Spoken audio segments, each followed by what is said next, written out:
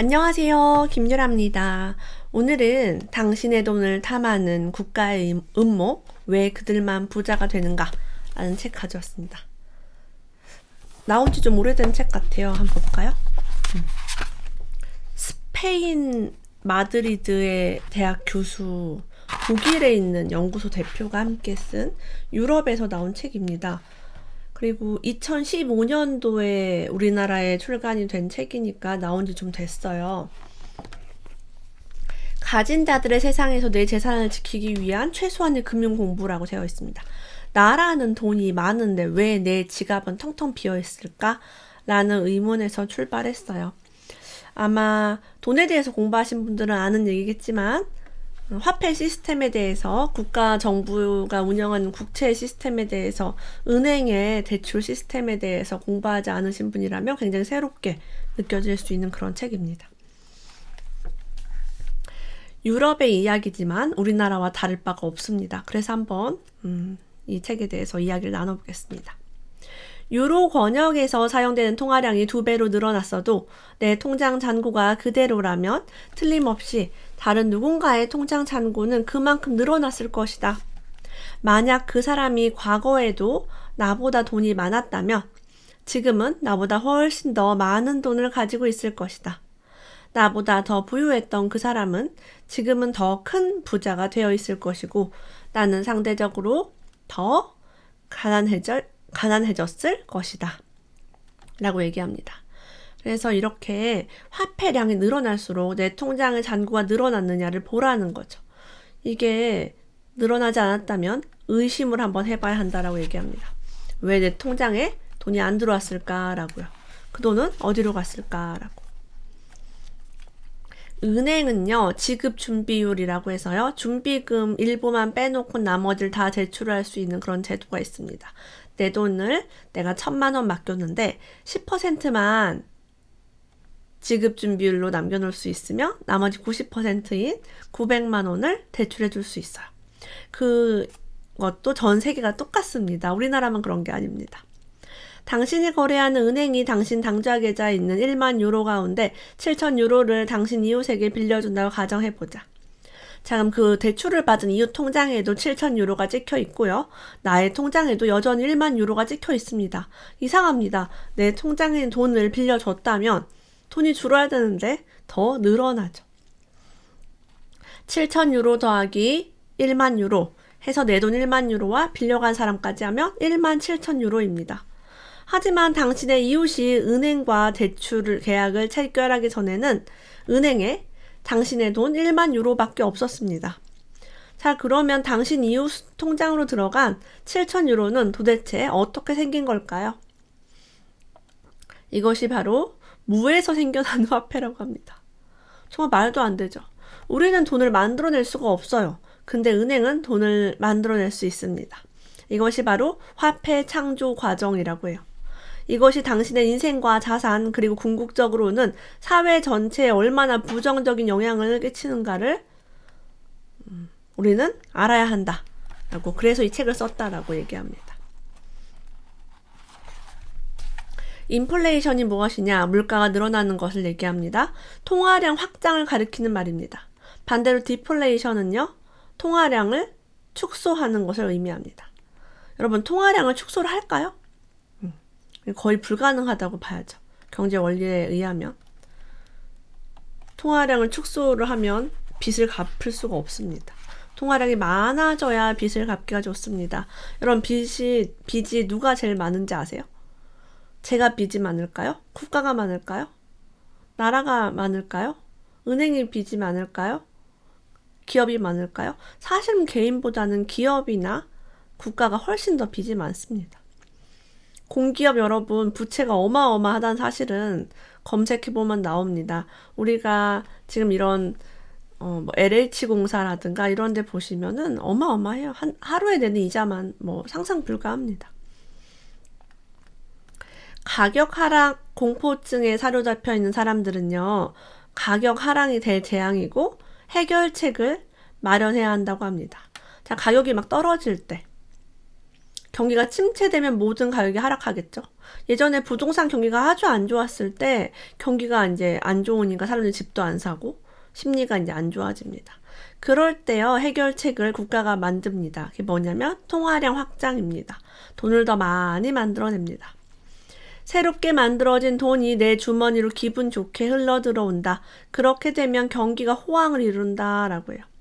마치 돈이 많아진 것 같은 느낌이 들게 하면 돈을 더 쓰게 만듭니다. 새롭게 만들어진 돈을 제일 먼저 손에 넣는 사람이 승자가 된다라고 해요. 새로운 돈을 빨리 내 통장에 넣어야지 승자가 된대요. 이게 인플레이션이 미친 영향이고요. 왜 그들만 부자가 되는지를 알 수 있는 방법입니다. 부자들은요, 이 새로운 돈을 더 빨리 받습니다. 통화량이 이렇게 증가되었을 때요, 이 피해자는요, 수입이 제일 늦게 늘어나는 사람들입니다. 대부분 그냥 평범한 월급쟁이라고 볼 수 있겠죠. 그리고 가장 큰 피해를 보는 사람들은 새로운 돈을 제일 늦게 손에 넣는 사람들, 혹은 아예 그 돈을 구경조차 하지 못하는 사람들입니다. 그들은 완벽하게 손해를 본다고 해요. 그러니까 통화량이 확장이 되면 이 돈이 어디론가 떠돌아가는데 그 돈을 구경도 하지 못한 사람들이 있습니다. 당신이 봉급 생활자이거나 연금 수급자라면 패자가 될 가능성이 높다라고 해요. 봉급이 많이 늘어날 리가 없잖아요.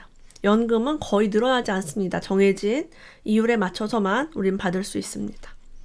새로 만들어진 돈이 당신에게 도착할 무렵이면 그 돈을 제일 먼저 손에 넣은 사람들은 이미 그 돈을 쓰고 투자까지 다 끝마쳤다. 그들은 부동산을 구입하고 주식에도 투자를 한다. 이후 당신 차례가 돌아올 때쯤이면 당신이 기꺼이 구입하고도 남았을 그 부동산은 당신이 사기에는 가격이 너무 올라버린 상황이 된다. 그러니까 이 빠른 사람들은 대출을 확 받아가지고 이제 해버리는 거죠. 그렇죠. 그런 얘기를 하고 있어요. 돈을 제일 먼저 손에 쥐는 수상적인 첫 번째 수혜자들은 누구일까? 그들은 주로 국가, 은행, 대기업 관련자들이다. 그들은 새로운 돈을 당신보다 먼저 손에 넣는다. 그리고 재산을 더 모으기 위해 빚을 질 각오가 되어 있는 대출자들 역시 당신보다 먼저 이 돈을 손에 넣는다. 그들은 나쁜 사람이 아니고 합리적으로 행동한다고 합니다. 그들은 이익을 위해 또는 재산 상태를 개선하기 위해 노력하는 사람들이다 라고 해요.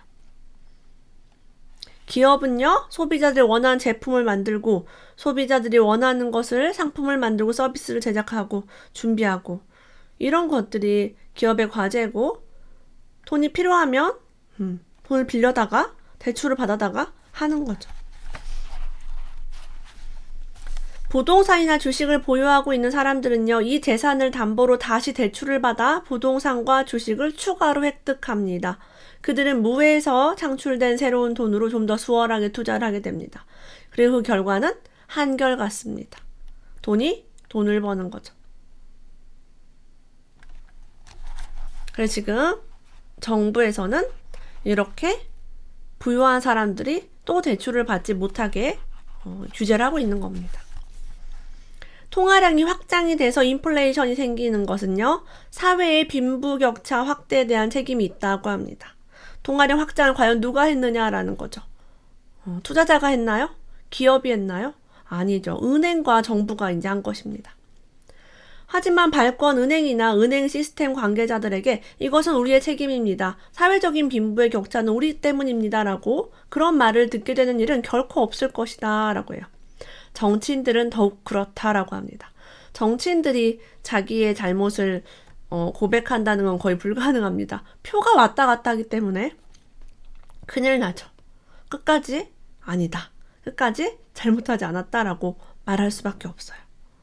사기꾼은 사기칠 때 상대에게 쓰는 트릭에 대해서 절대로 설명해주지 않는다라고 덧붙였습니다. 사람들은요, 무에서 만들어진 그 돈 때문에 우리가 고통받고 있다는 사실을 모릅니다. 그것을 알게 되면 분명히 항의를 하고 난리가 날 것이기 때문에 절대로 말해주지 않는데요. 이자가 점점 낮아지면요, 노동자들도 대출을 받기 시작합니다. 어떤 사람들은 집을 장만하기 위해 대출을 받고 어떤 사람들은 새 자동차를 구입하기 위해 대출을 받습니다. 임금, 부동산 가격, 주식 등등 이렇게 우리가 대출을 받아서 돈을 막 쓰잖아요. 그럼 화폐량이 늘어나면서 모든 것의 가격이 상승합니다. 임금도 늘어나고요, 부동산도 늘어나고 주식도 늘어납니다. 사람들은 만족해합니다. 큰 노력을 기울이지 않아도, 저축을 하지 않아도, 소비를 줄이지 않아도 모두가 점점 부유해지는 것처럼 보입니다. 은행은요, 대출이 너무 많이 늘어나네? 위험하네? 라는 걸 감지하고 나서, 그러니까 저축을 안 하고 대출만 계속 나가면은 이게 불가능하겠죠.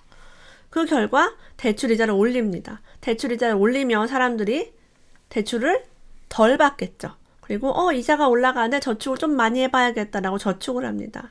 그래서 경기가 호황이 일어나면 이자가 올라갑니다. 유동성을 축소시킵니다. 경기가 안 좋아지면 제발 빚내서 돈 좀 쓰세요라고 이자를 낮춥니다.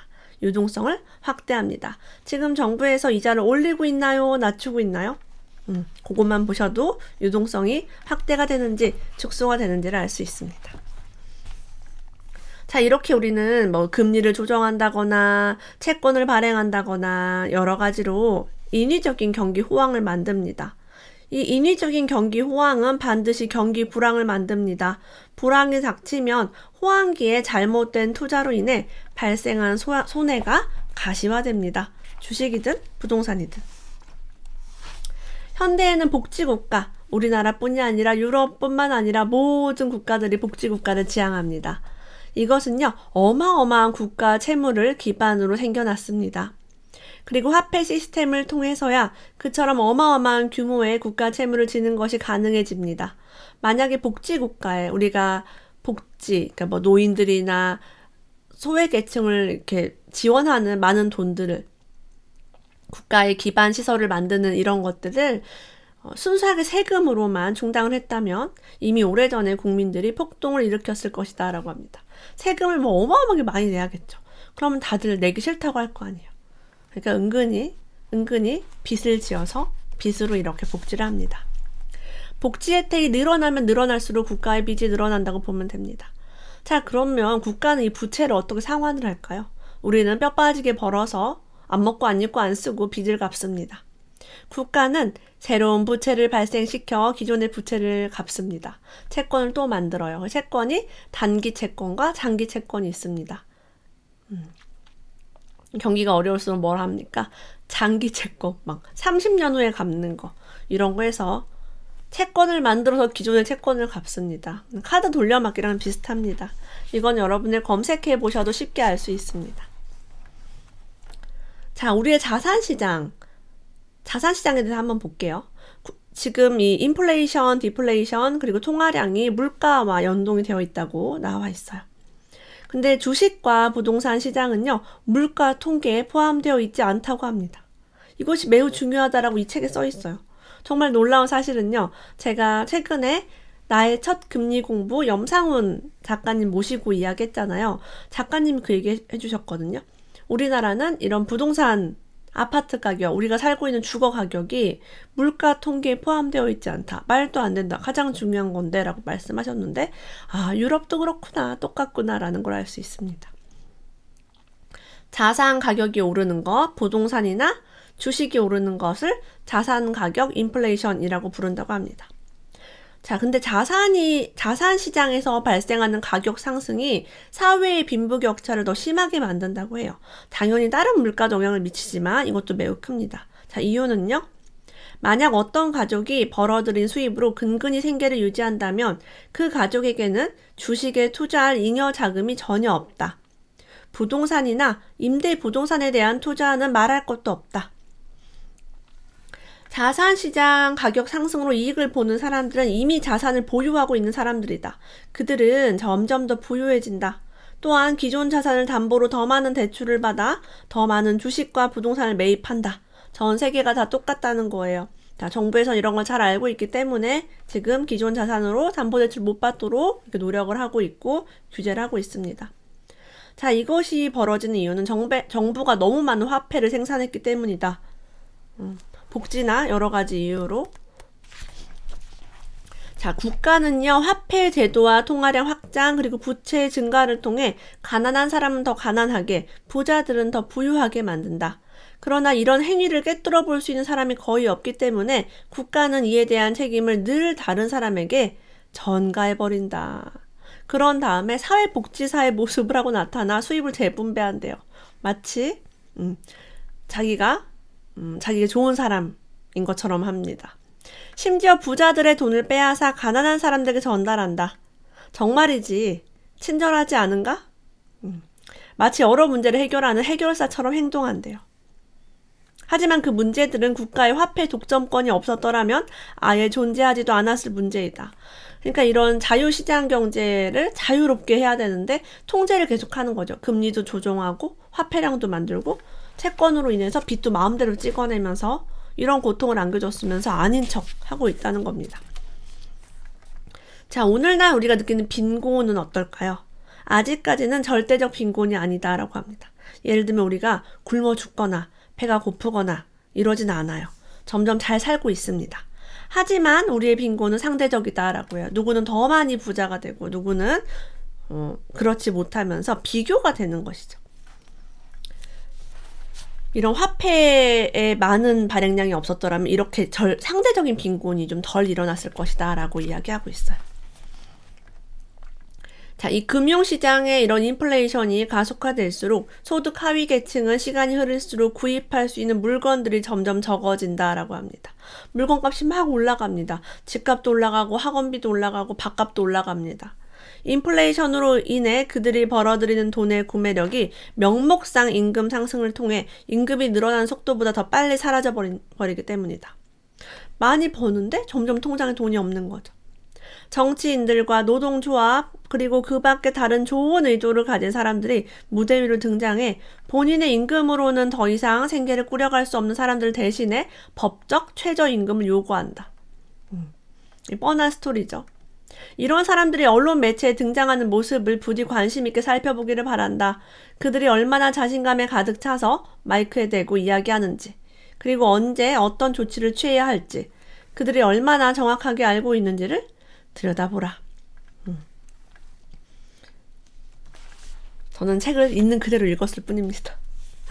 네. 판단을 여러분이 한번 해보세요.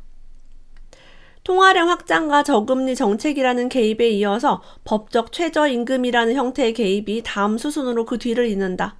하지만 이러한 개입은 어느 누구도 원하지 않은 결과를 초래한다. 바로 실업이다. 믿지 못하겠는가? 주목하라. 최저임금이 시장임금보다 높으면 자동적으로 노동력에 대한 수요는 줄어든다. 자, 이 사람은 유럽 사람이에요. 유럽. 지금 유럽에 대한 얘기를 하고 있어요. 최저임금이 10유로가 적정하다면 100유로나 1000유로면 안 될 까닭이라도 있는가? 진짜 최저임금이 올라가는 게 무조건 좋다면 더 올려버리라는 거죠. 만약에 시간당 최저임금이 1만 유로로 책정된다면 어떤 일이 일어날까? 막 시간당 여러분 100만 원 이렇게 한번 해볼까요? 국가에서. 그렇다. 대규모 실업 사태가 발생하고 크리스티아누 호날두와 리오넬 메시 달랑 두 사람만 공을 차게 될 것이다 라고 얘기합니다. 그 두 사람 말고는 자기 몸값을 하는 사람이 없습니다. 정말 이거 읽고 제가 빵 터졌어요. 생산 능력이 저조한 사람들만 노동시장에서 방출된다고 합니다. 하지만 바로 이런 사람들, 능력이 저조해 낮은 임금을 받을 수밖에 없는 사람들이야말로 최저임금으로 도움을 줘야 할 사람들이다 라고 얘기합니다. 저는 개인적으로요, 임금이 낮은 사람은 정부에서 보조금을 주는 방식으로 하는 게 좋지 않을까 싶어요. 그거를 사업주한테 더 주라고 하면은 잘라버리잖아. 그죠? 차라리 정부에서 시간당 1,000원을 보조하든가, 제가 알기로는 뭐 어린이집 선생님이나 그런 분들은 정부 보조금을 받는 걸로 알고 있거든요. 그게 더 좋지 않을까라는 생각이 듭니다. 자, 이렇게 우리가 돈에 대해서, 국가에 대해서, 화폐 경제에 대해서 의심의 눈초리로 국가를 지켜보는 사람들이 많아질수록 국가는 계속해서 우리를 제멋대로 끌고 다니고 기만하기가 힘들어진다. 당연히 우리의 돈을 훔쳐가는 일도 힘들어진다. 당신도 동참하라 라고 쓰여 있습니다. 네. 그래서 국가라는 것은 저는 그렇게 생각해요. 국민과 어울리는 그냥 국가를 가진다고 생각합니다. 그리고 뭐 좋다가 안 좋다가 반복하겠죠. 우리가 항상 불만이 이제 막 많잖아요. 불만이 많지만 내가 막상 해보면은 또 나도 잘하지 못할 것 같아. 이런 돈이라든가 화폐 경제에 대해서 어떻게 하면 다수가 좋게 하는지에 대해서는 정말 힘들지 않을까 싶어요. 어쨌든 국가는 잘하기 위해서 이렇게 할 수밖에 없는 상황이 되는 거죠. 화폐를 풀고 이게 그 어떤 방법보다 쉽고 합리적이라고 생각을 하는 것 같습니다. 이것 때문에 빈부의 격차가 커지고 있다. 그럼 우리는 무엇을 해야 하는가? 한번 이 책을 통해서 생각해 볼 수 있게 되었어요. 왜 그들만 부자가 되는가? 함께 읽어보았습니다. 오늘도 함께 해주셔서 감사합니다. 다음에 또 만나요.